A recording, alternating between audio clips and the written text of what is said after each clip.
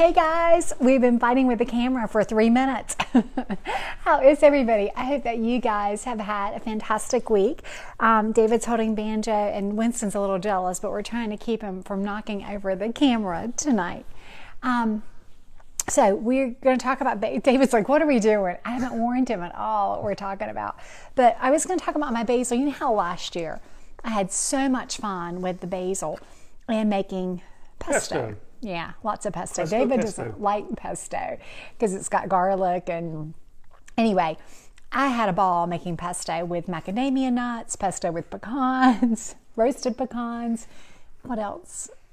Plain pesto. Traditional pine nut pesto. But anyway, I used all these different nuts and had a really great time. So this year, David had gone to the grocery store and he bought a little grocery store basil for like $4, right?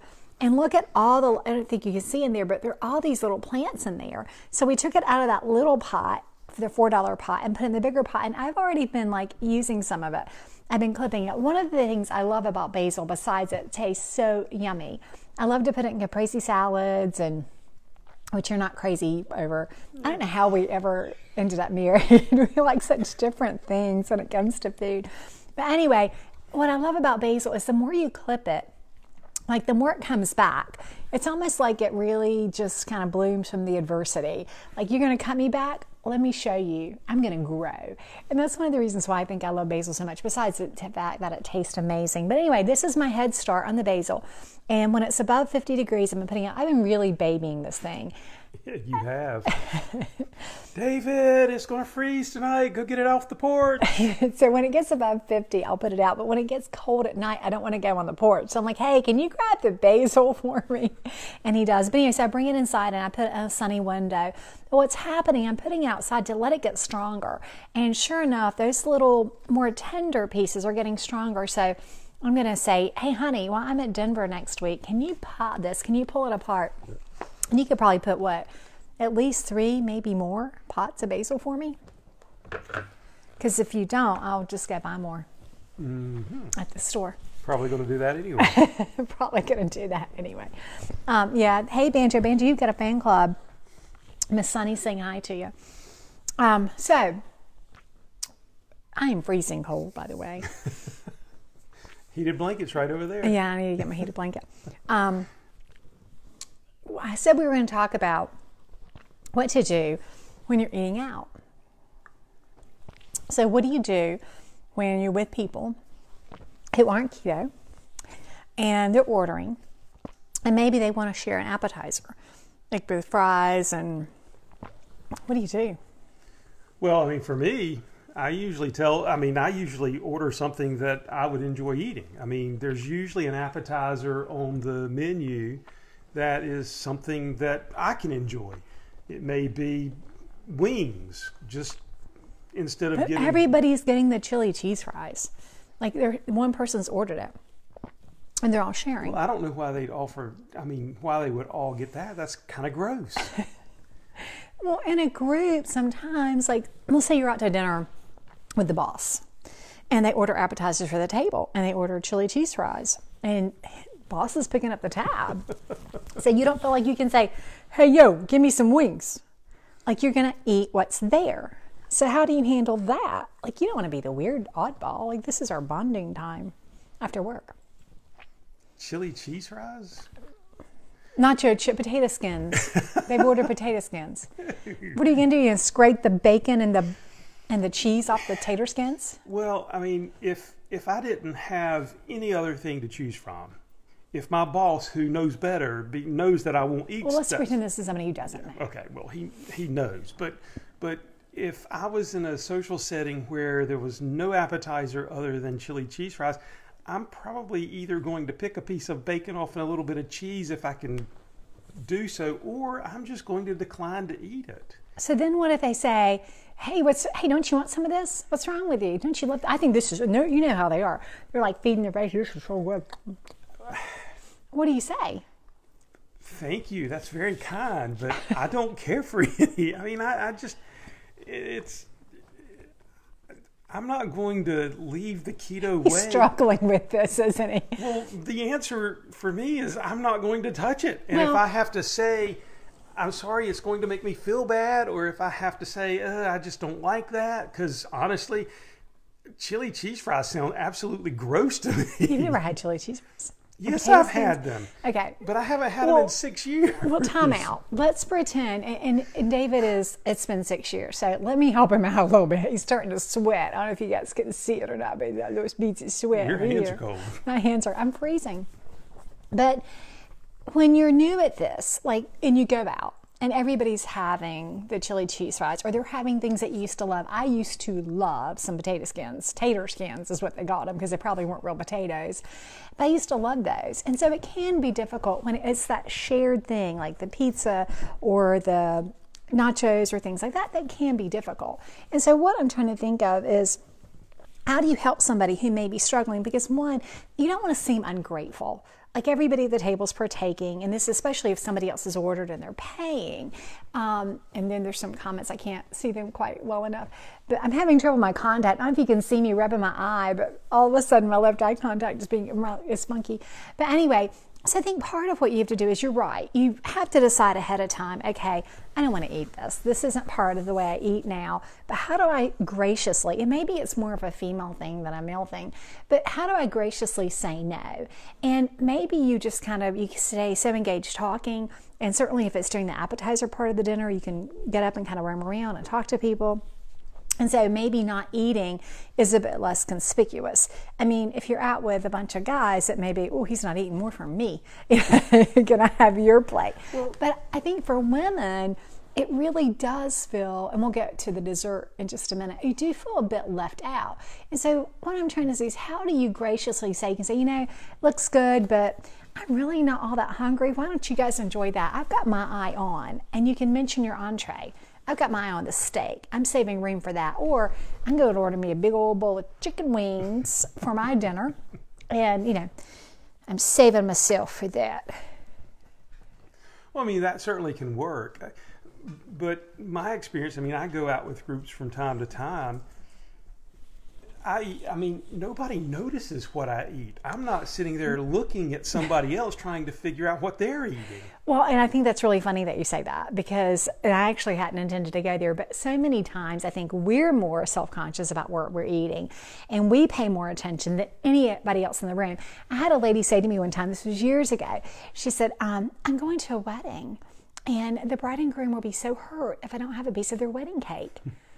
And thank goodness we're online, we're messaging and we're on Facebook. And I'm thinking back to our wedding. We wouldn't have noticed anybody eating anything. Would we have really left, gone to the reception and been like, oh, she didn't have any of our cake. I'm so offended. I mean, I actually said to her, so how many people are going to be at this wedding? And it was 200 people.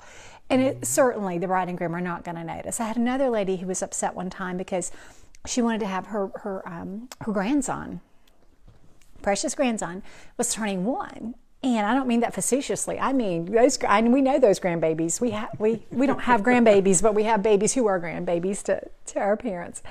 And he was turning 1, and she's like, I don't know what to do. I want to have a piece of his birthday cake.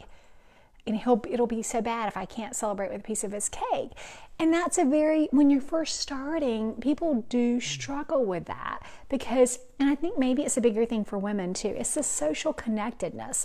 And think about holidays. It's almost like if you don't have the special Mardi Gras king cake, then you're not part of the celebration. It's that tradition kind of thing. So I think one of the things that has always kind of worked for me, especially if there's coercion, so I think if David, as a guy too, if you say, I don't really care for that, or y'all go ahead and enjoy, I'm going to have my steak or my wings or whatever, nobody's going to say anything to him. But I think sometimes for women, one person not eating kind of passes judgment, whether you mean to or not, on the others at the table, especially if there's a woman at the table who says, no, one who's lost weight, no, I don't think I'm going to eat that. It's just too many calories, or that's a lot of carbs. Then you're kind of passing judgment. And I think that makes it difficult for the other people, especially if they have any concerns about their weight. And what woman doesn't have some concern about her weight? But it kind of passes that judgment of, is it okay for me to have that. If maybe she's being the better person because she's passing up the dessert, or she's passing up this appetizer, she's not eating the bread. And I think it keeps other people from enjoying it too. So I think the balance is, how do you make it your decision without passing judgment and giving other people permission to enjoy it? I mean, does that make sense? Not at all, right? I can see it on your face. I think I think you're right. There is a difference between the gender. Yeah, ladies sitting down and eating a bowl of tater skins versus men sitting down. Because, I mean, you're right. From my perspective, it's like, oh, I don't want to eat those. I can just imagine everyone else diving in and having a ball and never thinking twice about it. So. Yeah. Well, and I think for women too, especially the dessert, because all we women feel so guilty if we eat dessert. But then, you know how it is. You're out with friends, and one friend says, "Oh, the dessert menu comes," and maybe the waiter reads it off, or somebody looks at the dessert menu and says, "Oh, they have the most amazing death by chocolate," which really is death by chocolate. But anyway, and so the women start kind of made it funny. Like it's really unusual, right? But the women start going, "Oh, and this is the apple pie a la mode," and they all start kind of describing the desserts. And then you're the person, you don't want to be that person sitting at the table going, "I'm on a diet, I'm not going to have anything, but y'all go ahead." I mean, because it brings the table down. I mean, and I've been in that situation before where, like, I always go last, and I do it on purpose. But person orders, "Oh, I'm going to have the creme brulee. Oh, I'm going to have the bourbon pecan cheesecake pie," and they go around the table and they're all excited because they're going to share, and everybody's ordering something different so you can pass it around and share, because we women think that the calories don't count or the sugar doesn't count if you eat it with friends, right? And often what I'll do is I'll wait till last and I'll say, "You know what? I don't really think I care for dessert because sugar makes me feel bad, but I'm going to have a coffee. I noticed that you have French press, which is like one of my favorite things, and I'm going to have this coffee, and you guys enjoy it." And then somebody would say, "Oh, well, you can have a bite of mine." Well, but you don't even tell them no. You just kind of let it roll off. And then the desserts come, and you want to make it clear that you're not feeling deprived, that you're enjoying that coffee. Because if you dare say, this is like the death word, do not say diet. Say, "I'm on a diet, and I've lost like 10 pounds. I don't want to mess anything up." Or, if you say that, then everybody's going to think you're deprived. Like, "Oh, poor Kristie, she just can't even have pie." And they'll throw the moderation thing at you. "Oh, just have a bite. You've lost so much weight. You look great. We'll go walk it off tomorrow." I am stuffed. I am so full. Golly, I couldn't eat another bite. How about that? Exactly. That's a great. I'm really full from dinner, and Did you say I was right? Yeah. Well, that works. And you can say, "I'm really full from dinner." That's a good idea. Or you can just say, "I found that in the past 3 months or 6 months or whatever, since I haven't been eating sugar," Banjo's attacking his feet for no reason. I found in the past few months, since I haven't been eating sugar, that if I eat this, I'm starting to feel bad. Like my body just doesn't deal well with it. So I'm going to pass, but you guys enjoy it. And I'm happy to be here. And then you start to change the subject, really focus on changing the subject. So you were telling me that, your high schoolers looking at colleges, where do you think they're going to go? Or have you done any college visits? Or, "Oh my Lord, how are we going to pay tuition next year?" And you just start talking about a very different conversation to kind of redirect from the dessert. And I have been that person. When I first started, I would be that person sitting there at the table going, "I can't believe they're eating that. Their blood sugar is going to be all over the place." Winston's hitting the tripod again. And I would be that person. And what I've learned is to kind of back away and not judge, and to not even say anything that's going to be seen as judgmental. I think the hard part is where we still have cravings. I said Winston's wallowing on the tripod, guys. I'm sorry. The hard part is where we still have cravings and where it's an inner battle for us. So here are my tips. 1, decide before you go. Know whether you are or you aren't, so you're not wavering. It's a lot easier to decide, "I'm not going to eat a high-carb dessert," before you get to the restaurant. Several people, in fact, have commented, have said that. Go in with a plan. That's in my Keto Living Day by Day book. I really go in with a plan. Know ahead of time, "I'm not going to eat this," because, once you're there, it's like, anyway, once you're there, the temptation is in your face, and it's a lot harder to say no. But if you've made the decision in advance, you're not sitting there waffling, "Should I or shouldn't I?" You know what you're doing. "I shouldn't." Then frame your answer in a way that's not about a diet. It's not about weight. It's not a way that makes somebody else feel guilty, but it's simply, you know, it will make me feel bad, because nobody wants you to feel bad, especially if you're out with friends having a good time. If you just say, you know, I found that this makes me feel bad, then I want you to be, and then done. If you say diet, oh, come on, just have a little bit, come on. They don't want you to feel deprived. And then make sure that you're not sending the message that you're feeling deprived. Man, that looks so good. I wish I could have a bite of that. You know, instead you're going, this is like the best coffee I've ever had in my life. Or, man, I never dreamed they would have had French press here, or whatever, or espresso, or whatever it is that you're enjoying with your coffee, or another glass of wine. I think wine makes a fantastic dessert. And some places do have cheese boards for dessert, so you could do something like that and enjoy the cheeses if you really want to order something. Yeah, how's it do? Coffee. Coffee. David would do coffee. I'm going to get the wine. But anyway, maybe that'll help a little bit, because there is that pressure, and especially if you're out with someone else who's paying the bill, it can be hard. It can be difficult. You don't see it that way. It's easier for men.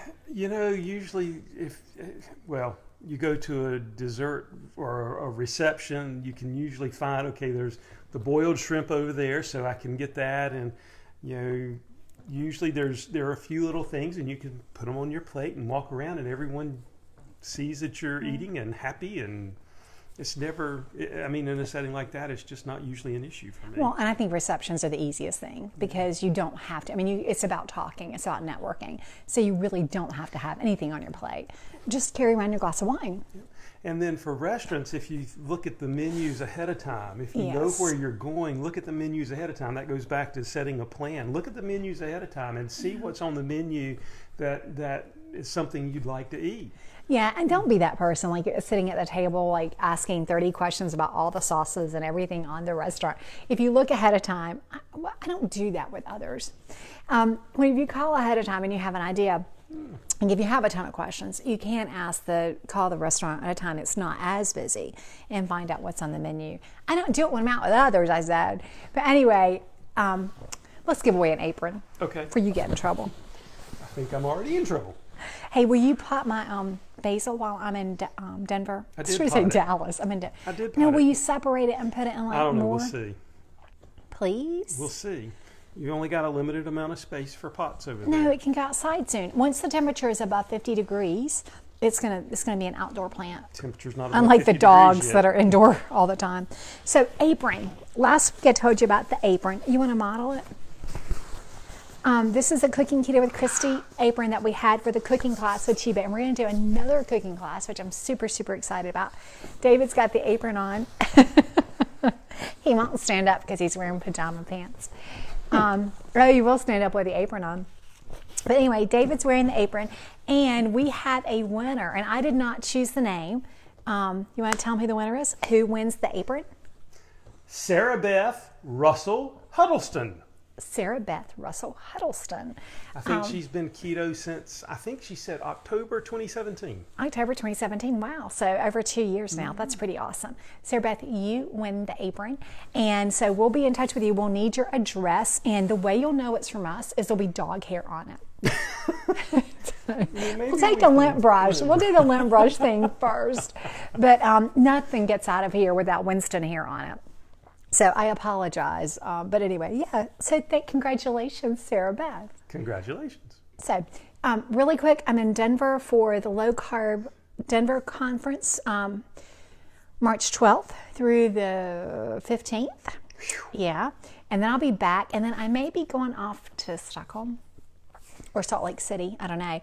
But I'm super, super excited. I'm going to be in Ottawa, Canada in the fall, and I don't know the exact dates. I need to look it up. It's in September, but the Ottawa Keto Retreat, which I'm super excited about. And we did talk about it, and Dave was like, can I go with you? Well, it depends on the kids. And then I've just been asked to do another event, I think in October of 2020. So anytime she's going on Sunday night at 8 o'clock, it's just me. Alrighty then. He can carry it. We'll have to figure that out. And we'll be back from Denver on that Sunday night, but there may be some times when you and Winston. Oh, Winston. And Jonathan. Bless you, Jonathan. He's sneezing.